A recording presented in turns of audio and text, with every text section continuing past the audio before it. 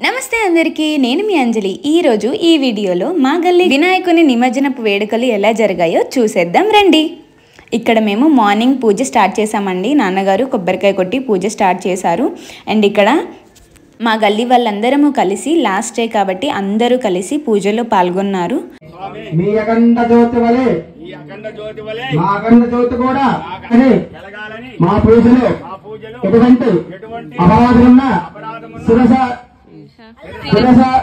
మనస వాచ కర్మణ ఇది యథపూజిత మహాగణపతి. అండ్ ఇక్కడ పూజ అయిపోయిందండి. హారతి ఇవ్వడం కూడా స్టార్ట్ చేసేసాము.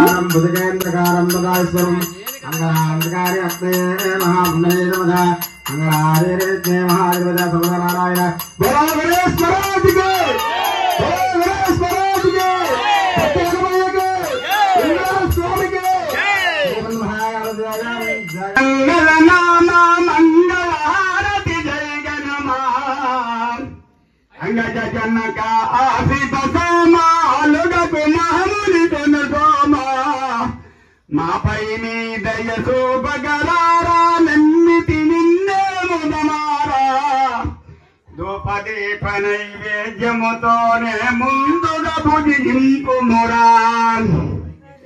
కానుకలేని కడగాలేను కలిగిన వాడను లేక. ఇక్కడ మంగళం కూడా ఇవ్వడం అయిపోయిందండి. అందరం కళ్ళకద్దుకొని ఇక విగ్రహాన్ని కదపడం స్టార్ట్ చేశాము. నిమజ్జనానికి ముందే పూజ చేసేసి వినాయకుడికి కొబ్బరికాయ కొట్టి హారతి పట్టి ఇలా విగ్రహాన్ని కదుపుతామన్నమాట. కలశాన్ని, విగ్రహాన్ని మరియు పెద్ద వినాయకుడి దగ్గర పెట్టిన చిన్న చిన్న విగ్రహాల్ని కూడా కదిపేస్తారు.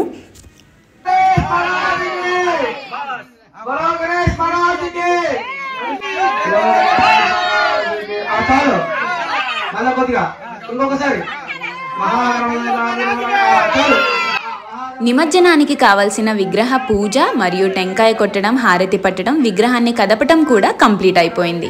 తర్వాత కార్యక్రమం ఏంటి? ప్రసాదాలు తయారు చేయడం. సో ఇక్కడ మేము ప్రసాదాలని కూడా తయారు చేసేస్తున్నామండి.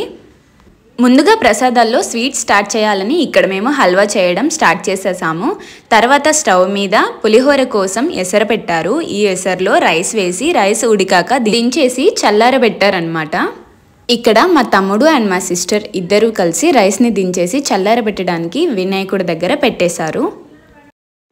ఈలోపు నేను కూడా శనగల ప్రసాదం చేయడం కోసం శనగల్ని ఉడకబెట్టమని అమ్మ చెప్తే నేను శనగల్ని కడిగి కుక్కర్లో పెట్టడానికి వచ్చేసాను. అండ్ ఇక్కడ పులిహోర పోపుకి కావాల్సినటువంటి ఇంగ్రీడియంట్స్ అన్నీ కట్ చేసి రెడీ చేస్తున్నారనమాట. ప్రసాదం చేస్తున్నాం కాబట్టి అందరి చేతులు ఉంటాయి. ఎందుకంటే అందరికీ భక్తి ఉంటుంది కాబట్టి ప్రసాదం చేయడంలో అందరూ సహాయపడతారు కాబట్టి ఇక్కడ మనిషి ఒక పని చేస్తూ ప్రసాదానికి కావాల్సినటువంటి వెజ్జీస్ అండ్ ఇంగ్రీడియంట్స్ అన్నీ అందించేశారు. ఇంకా అస్సలు లేట్ చేయకుండా స్టవ్ ఆన్ చేసేసి స్టవ్ మీద పులిహోర కలపడానికి కావాల్సిన పోపుని రెడీ చేసుకోవడానికి ఇక్కడ మేమందరం సిద్ధం చేస్తున్నాం అన్నమాట. ఒక పక్క మేము వంటల్లో బిజీగా ఉంటే మా తమ్ముడేమో వీడియో షూట్ చేస్తూ అందరినీ ఆట పట్టిస్తున్నాడు.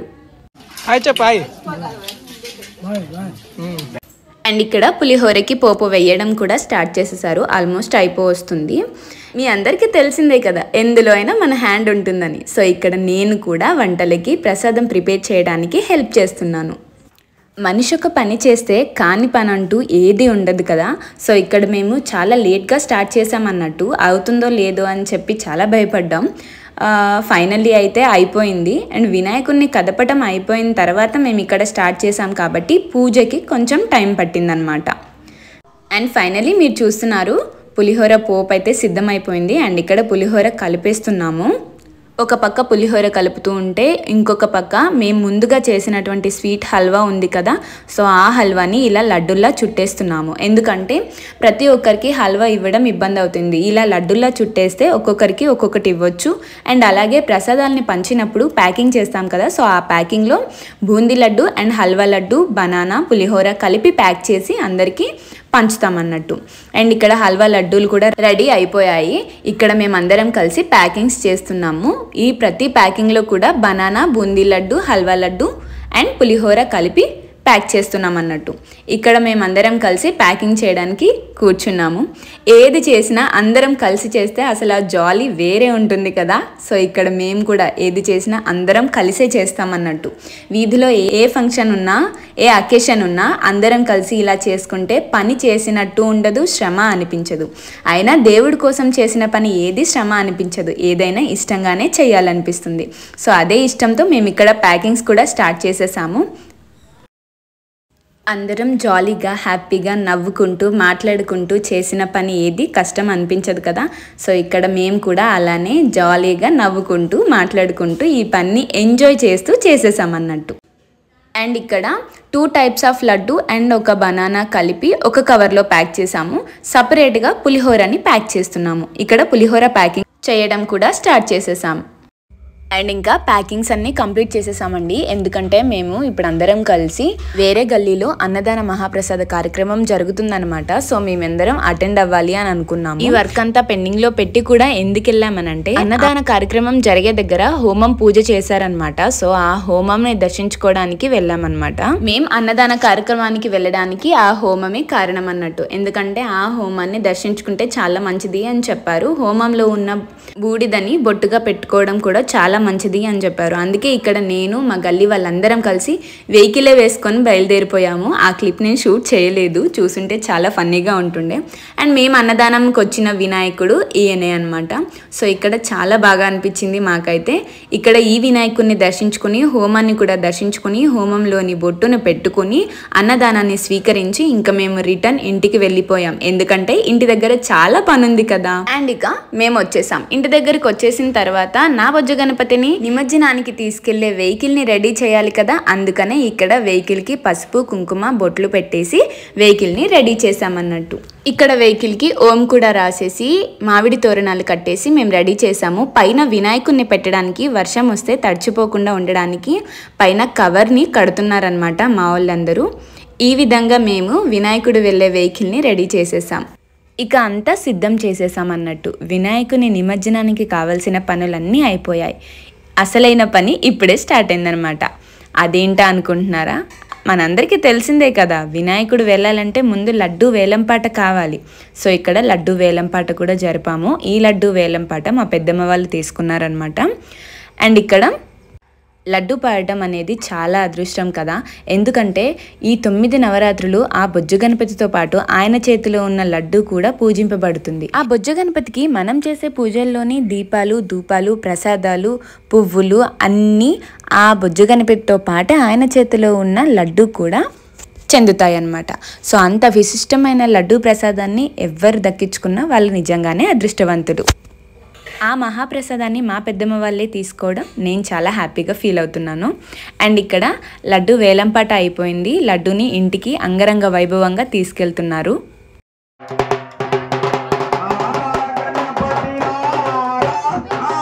మేమిక్కడ ఏం చేస్తున్నామంటే ఆ లడ్డు పట్టుకొని నడిచే వాళ్ళ పాదాల కింద పగడాలు పరుస్తారనమాట. ప్రతి ఆడవాళ్ళు తన కొంగుని పగడాలుగా పరిచి ఆ వినాయకుడే పగడాలు దాటి వెళ్ళినట్టు భావిస్తాము. ఇక ఆ మహాప్రసాదమైన లడ్డూకి హారతి పట్టి ఇంట్లోకి స్వాగతం చెప్పేశాం. తర్వాత ఆ బొజ్జ గణపతిని అంగరంగ వైభవంగా వెహికల్లోకి ఎక్కించడం జరిగింది.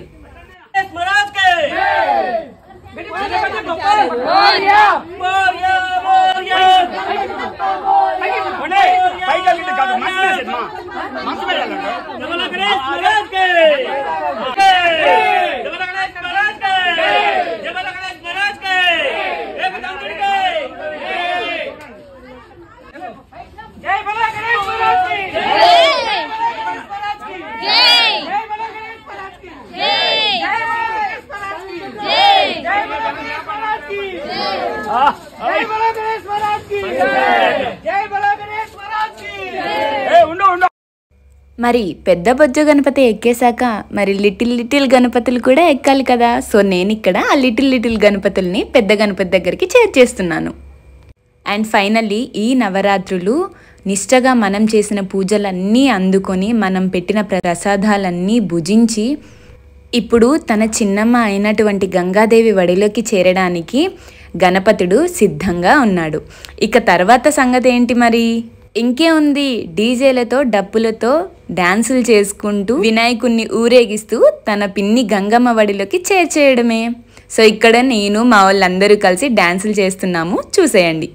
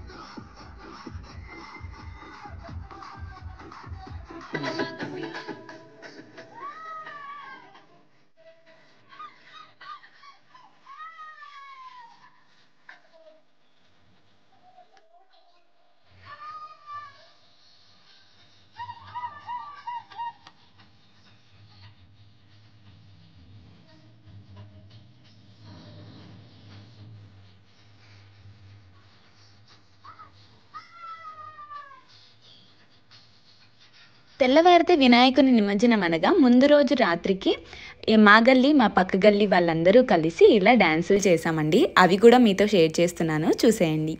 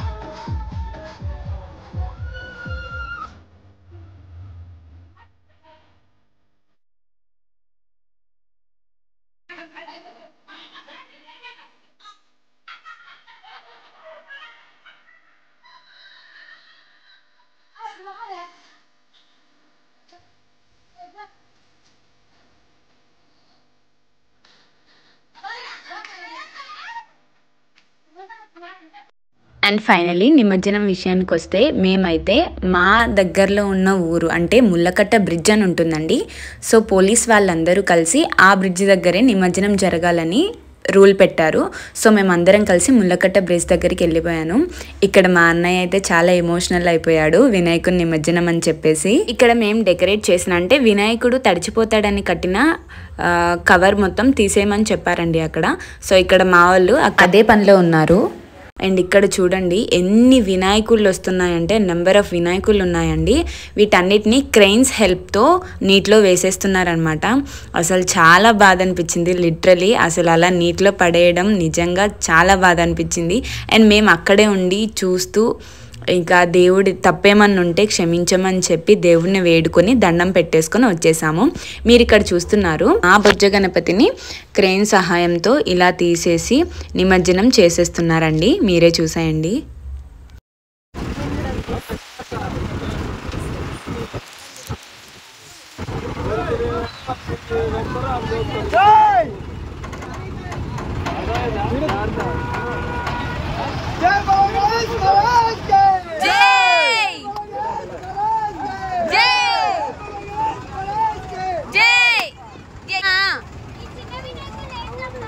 వేద్దాం.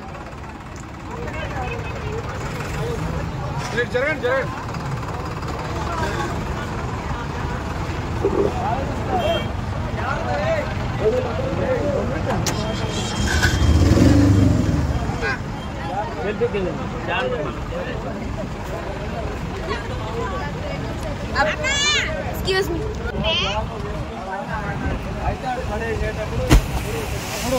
లిటరలీ అండి, అసలు లిటరలీ నాకైతే కళ్ళల్లోంచి నీళ్ళు వచ్చేసాయి నిజంగానే.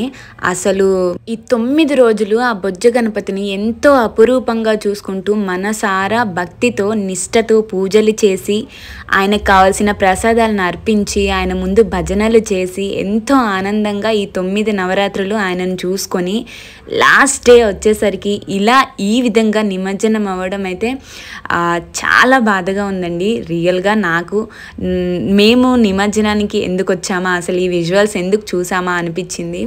నిజంగా చాలా బాధ అనిపించింది. కానీ ఆ దైవానుగ్రహం ఉంటుంది కదా అన్నిటికీ. ఏం పర్లేదు, మళ్ళీ నెక్స్ట్ ఇయర్ రావాలి అంటే ఇప్పుడు వెళ్ళాలి కదా. సో అలా అనుకొని మనసుని కంట్రోల్ చేసుకున్నాం అన్నమాట. అండ్ ఫైనలీ నిమజ్జనం అయితే కంప్లీట్ అయిపోయిందండి. అక్కడ నిమజ్జనం కంప్లీట్ అయిపోయి ఇంటికి వచ్చేసరికి 1 o'clock అయిందండి. సో నైట్ 1 o'clock అయింది. ఇంకా ఉదయాన్నే లేచి స్నానం చేసి మళ్ళీ ఆ బొజ్జ గణపతుడికి ఈ 9 రోజుల్లో ఏమైనా తప్పులుంటే క్షమించమని, అందరినీ మంచిగా చూసుకోమని మనసారా వేడుకుని కొబ్బరికాయ కొట్టేశాను. అంతే అండి, మా గల్లిక గణేష్ నిమజ్జనపు వేడుకలు ఈ విధంగా జరిగాయి అన్నమాట. ఈ వీడియోలో ఏదైనా మిస్టేక్స్ ఉంటే ప్లీజ్ ఎక్స్క్యూజ్ చేయండి. అండ్ వీడియో మీకు ఎలా అనిపించిందో కామెంట్ చేయడం మాత్రం మర్చిపోకండి. Please like, share and subscribe to my channel. Thanks for watching. Bye.